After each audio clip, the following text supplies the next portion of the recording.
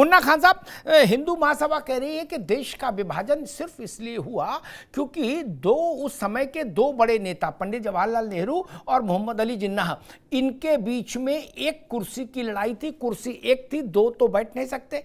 ऐसा भी नहीं हो सकता कि सोमवार मंगल हम बैठेंगे, बुध बृहस्पति तुम बैठना, ऐसा तो संभव नहीं था। तो उनको कहा भाई चलो देश तुम एक ले लो, तुम एक ले लो, दो कुर्सी कर लो, बवाल काटो, ये कह रहे हैं। सवाल ये है अमिताभ जी, बिल्कुल सरल तरीके से समझने की जरूरत है। कहीं ना कहीं ये अंग्रेज की नीति थी कि देश का विभाजन हो, जिसमें कहीं ना कहीं मैं समझता हूँ सावरकर जी और जनसंघ इन्वॉल्व थे। नहीं, उस समय जनसंघ की तो कोई स्थिति नहीं थी भाई, आप भी गजब करते हो यार।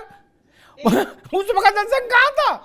साफ तौर पर पूरा देश जानता है कि इसकी जो बंटवारा हुआ था वो जिन्ना और जो नेहरू जी थे उनकी आपसी मतभेद के कारण हुआ था ये। और जो मुस्लिम लीग ने जो दंगे फैलाए थे बांग्लादेश में, उसका कौन जिम्मेदार है? उसके आधार में तो भारत और पाकिस्तान का विभाजन हुआ। मुस्लिम लीग ने दंगे नहीं फैलाए थे, दंगे हिंदू महासभा ने फैलाए थे। पहले आप पढ़िए थोड़ा सा। किसने किया था? डायरेक्ट किसने किया था? जिन्ना ने कराया था। तलवार की नोक पे ले गए पाकिस्तान। अच्छा, एक मिनट थोड़ा, उपाध्याय जी, चतुर्वेदी जी, एक बार रुके। मुन्ना खान साहब, कभी आप देश में इतने दंगे हुए, विभाजन से पहले भी विभाजन के बाद भी हजारों की संख्या में, कभी आप कोई ऐसा दंगा देखते हो जिसमें यह कहा जाए कि भाई ये दंगा मुसलमानों ने भड़काया? या सारे हजारों जितने दंगे हुए सब में आपकी थ्योरी यही है कि दंगा बोले हिंदू ने भड़काया? मुन्ना खान साहब, या कोई दो चार दंगे आपके नोट ऐसे भी हैं दिमाग में जिसमें आप ये कहने का साहस जुटा पाए कि नहीं ये मुसलमानों ने भड़काया था भाई दंगा? नहीं, सवाल ये है दंगे मुसलमान जो है वो ही पूछा मैंने जी। नहीं, मैं उसी सवाल का जवाब देता हूँ। सवाल कभी भी है, एक बात अमिताभ जी, तालियां एक हाथ से नहीं बजती, विवाद एक हाथों से नहीं भड़कता, या दंगे एक वन साइड से किसी भी जाति समुदाय से ही नहीं भड़कते। सवाल है गलतियां दोनों की होती है। उससे बड़ा सवाल यह है कि जो राज्य हो, जिस राज्य में दंगे भड़क रहे, उस राज्य के जो मुखिया है उनके ऊपर निर्भर करता है। जिस तरीके से आप देख लो 2002 में दंगे भड़के, उस राज्य के मुखिया क्या कर रहे थे भैया? उस राज्य के मुखिया क्या कर रहे थे? पूरे देश के जितने भी राज्य के मुख्यमंत्री थे, सबने कहा कि देश के मुख्यमंत्री, उस टाइम राज्य के मुख्यमंत्री श्री नरेंद्र मोदी जी ने दंगे भड़काए और इन्वॉल्व रहे। यहां तक कि देश के पूर्व प्रधानमंत्री अटल बिहारी वाजपेयी जी ने भी कहा कि देश के मुख्यमंत्री श्री नरेंद्र मोदी जी को राजधर्म निभाना चाहिए। तो आप किस दंगे की बात कर रहे हैं? हम बता दें, एक बार रुको, चतुर्वेदी जी रुको, उपाध्याय जी रुको, दोनों लोग रुको, मुन्ना खान को भी रुकिए, मुन्ना खान को भी रुकिए। मैं एक बात कह दूं, सबके ज्ञान की बात है, मुन्ना खान आपके भी काम आएगी बात आगे टीवी की बहसों में, क्योंकि आजकल तो आदमी बड़ा समझदार हो गया और एआई भी आ गई, उसका नया बवाल है, इसलिए आप ज्यादा सतर्क रह के बोलो। मैं कुछ ऐसे दंगे गिनाए देता हूं जब मोदी जी नहीं थे, भागवत जी नहीं थे, अशोक सिंघल नहीं थे, विनय कटियार नहीं थे, ठीक, केवल कांग्रेस थी, गांव की प्रधानी से लेके और प्रधानमंत्री तक। नोट कर लेना और घर जाके इनको गूगल में चेक करना तो आपको समझ में आएगा। भागलपुर का दंगा कब हुआ था? मलियाना का दंगा, रुको भाई, हाशिमपुरा का दंगा, भिवंडी का दंगा, ये भारत के माथे पर बड़े कलंक हैं। कौन था उस वक्त शासन में? तब तो ग्राम प्रधान कांग्रेस का, पार्षद नगर चुंगी का मेंबर कांग्रेस का, एमएलए कांग्रेस का, एमपी कांग्रेस का, मुख्यमंत्री कांग्रेस का, प्रधानमंत्री कांग्रेस का। तब किसके गले में पट्टा डाल दूं? बताओ ना भैया। जब भागलपुर में दंगा हो रहा था तो नरेंद्र मोदी थे, जब मलियाना में हो रहा था तो नरेंद्र मोदी थे, जब भिवंडी में हो रहा था तो मोदी थे। और 6 दिसंबर 1992 के बाद पूरे देश में जो भीषण रक्तपात हुआ, मुंबई में जो हाहाकार बचा, मोदी थे उस वक्त। विश्व हिंदू परिषद थी, हिंदू महासभा थी, कौन लोग थे? मिर्ची, बटाटा बड़ा, कैसे कैसे नाम वाले लोग नहीं याद है आपको? छोटा शकील, बड़ा शकील नहीं याद है? डी कंपनी, सी कंपनी, क्या क्या था नहीं? मुन्ना खान साहब उसमें कोई विश्व हिंदू परिषद का तो नहीं था कार्यकर्ता मुन्ना खान साहब। अमिताभ जी, मैं पहले भी कहा कि जब दंगे भड़कते तो उसमें ये नहीं देखा जाता कि दंगे किधर अरे से। अभी आप सवाल ऐसी ये बात नहीं- बोल रहे थे कि नरेंद्र मोदी, अब हमने आपको 10 उदाहरण दे दिए, मोदी के जन्म से पहले के भी उदाहरण दे दिए, तो आप करोगे नहीं अमिताभ जी मसला ये नहीं, मसला ये है। नहीं, गलतियां थी। जिस राज्य में अगर दंगे भड़कते उस राज्य के मुखिया को सोचना चाहिए, क्योंकि सेकुलर देश है, प्रजातंत्र में हम रह रहे, हमारा अधिकार है एक साथ रहना, भाईचारगी के साथ रहना। अच्छा, अगर कोई भाईचारगी एक स्वार्थ मुन्ना खान बिगाड़ने का बाब, काम कर मुन्ना रहा है, खान साहब तो बड़ी उसमें अच्छी कोई बात समझ लेना है। चाहिए। एक चीज याद आ गई मुझे, अब तो आपका रिश्ता हो गया, साढ़ू साढ़ू का रिश्ता मानो, भाई भाई के मानो, समझाना मानो, चाहे जो मानो, हो तो रिश्ता गया चतुर्वेदी जी और आपका, ठीक, पीडीए बनी गया, अरे वो इंडिया बनी। सुन लो, एक से बात सुन लो, आपने कहा उस राज्य के मुख्यमंत्री को सोचना चाहिए। राजभर जी पानी पी करके गाली देते थे योगी जी को, आज में दोनों 2013 रिश्ते में, रुक जाओ भाई मुन्ना खान, 2013 में उत्तर प्रदेश ने मलियाना और हाशिमपुरा के बाद सबसे बड़ा दंगा देखा अपने इतिहास में, मुजफ्फरनगर का दंगा। 6 महीने तक पूरा पश्चिम जला, ठीक, सैकड़ों लोग मारे गए, हजारों लोग बेघर हुए। कौन था मुख्यमंत्री वहां, कौन था, और दिल्ली में कौन था प्रधानमंत्री? वो इंडिया ही था भाई साहब, दोनों इंडिया के थे, मुख्यमंत्री भी इंडिया के थे, INDIA के, और प्रधानमंत्री जी भी आप ही के थे, पार्टी के। मुन्ना खान साहब, अब मैं तो अमिताभ जी पहले भी कहा कि दोषी वो मुख्यमंत्री है जिसके राज्य में दंगे फैलते हो। हर कोई दोषी, ऐसा नहीं है कि अगर कांग्रेस के राज्य में दंगे भड़के हो और मुख्यमंत्री को आप क्रेडिट दोगे, ऐसा नहीं है। दोषी हम भी, अगर हमारे शासनकाल में ऐसे हुए तो दोषी हम भी हैं। दोषी वो भी है जो अदर कांग्रेस राज्य है जहां दंगे भड़कते हैं, जहां हिंदू भाई का दम घुटता हो, मुस्लिम का दम घुटता हो, सिख का दम घुटता हो, ईसाई का दम घुटता हो, दोषी वो भी है।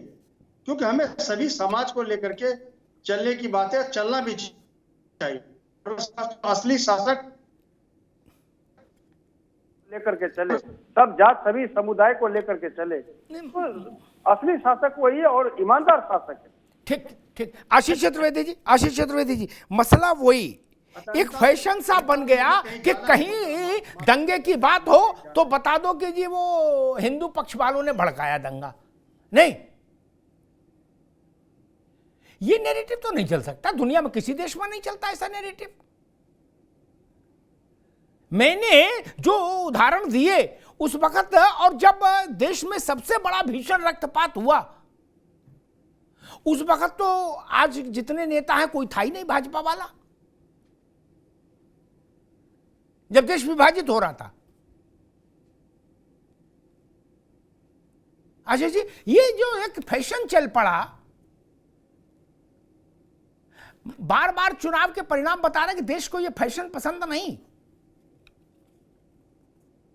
आशीष जी जी बिल्कुल, मैं समझता हूँ विपक्ष को कहीं ना कहीं, और खास तौर पे जो पार्टी के जो शीर्ष नेतृत्व हैं, जब वो कोई भी बयान देते हैं तो मैं समझता हूँ वो थोड़ा सा पुनः विचार करें कि राजनीतिक रूप से वो उनके लाभ में है या उनको नुकसान दे रहा है। जो जन भावनाएं हैं, मैं अपने साथी जो डिबेट करते हैं, मैं हमेशा उनसे कहता हूं कि आप दूसरे प्रवक्ता अगर आपको गाली दे रहे हैं तो आप उसको 2 गाली दे करके अपने आप को हीरो मत समझिए। आप केवल जो जन भावनाएं हैं उसके हिसाब से डिबेट करिए, उसी हिसाब से वक्तव्य रखिए।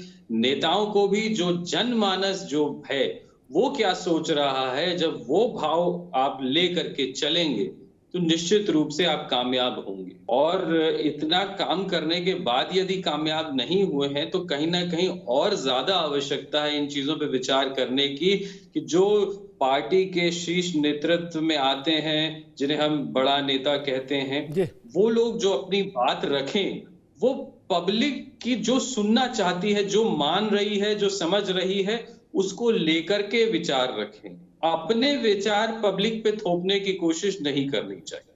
जी, शिशिर चतुर्वेदी, क्या दंगों को लेकर राजनीतिक दलों की जो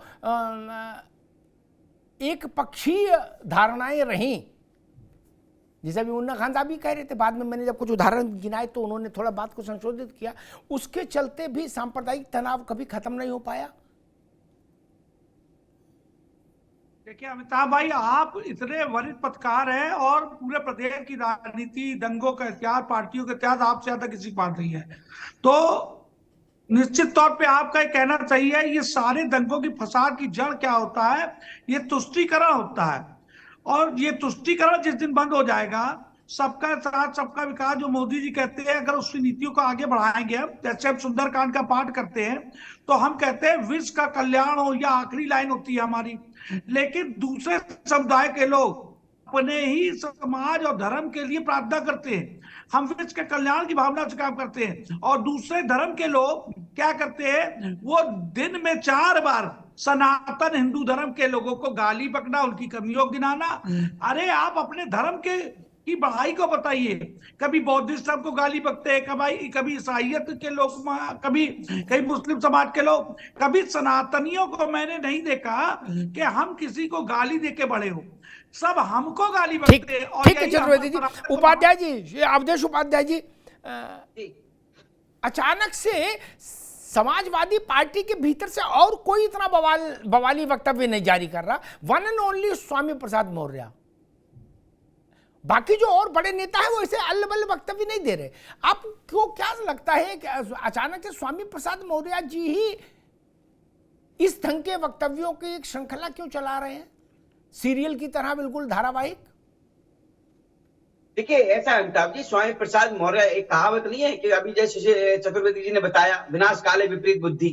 बुद्धि जब भ्रष्ट हो जाती है व्यक्ति की, तो वो ऐसे ही अनर्गल बातें करता है, उसको ये पता ही नहीं होता मैं क्या कह रहा हूँ, समाज के हित की बात कर रहा हूँ या समाज के अहित की बात कर रहा हूँ।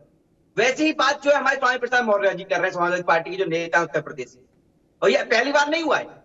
आप देखिए, मेरे ख्याल से 1 महीना या 15 दिन नहीं बीतते होंगे, उनका बयान एक नया आ जाता है।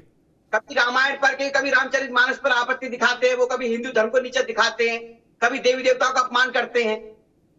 तो मैं तो ये कह रहा हूं आपके चैनल के माध्यम से, यदि सुन रहे हैं स्वामी प्रसाद मौर्य जी, कि जितनी नफरत उनको हिंदू धर्म से है और जितनी जो गालियां वो हिंदू धर्म को देते हैं, क्या उतनी गालियां किसी विशेष वर्ग के जो विशेष धर्म है उसको दे सकते हैं वो?